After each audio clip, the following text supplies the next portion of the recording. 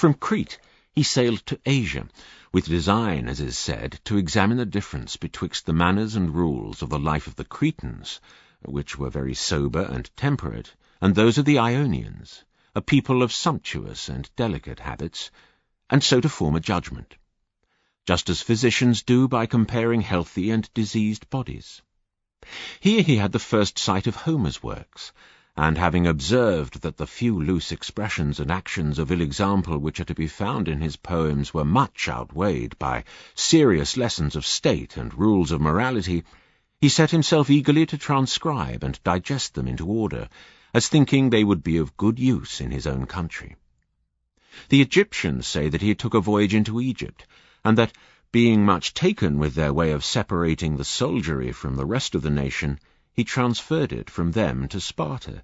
a removal from contact with those employed in low and mechanical occupations, giving high refinement and beauty to the state.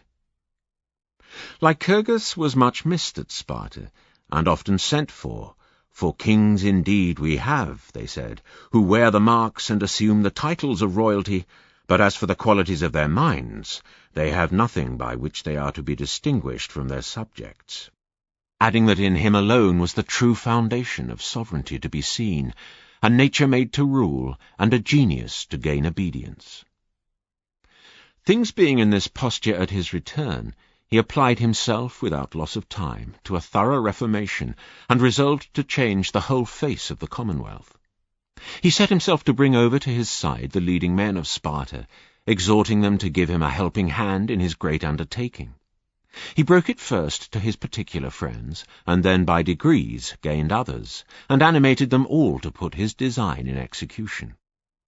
When things were ripe for action, he gave order to 30 of the principal men of Sparta to be ready armed at the marketplace by break of day, to the end that he might strike a terror into the opposite party.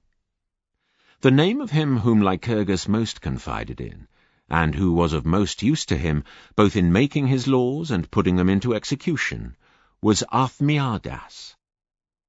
Things growing to a tumult, King Charolaeus, apprehending that it was a conspiracy against his person, took sanctuary in the temple of Minerva of the Brazen House,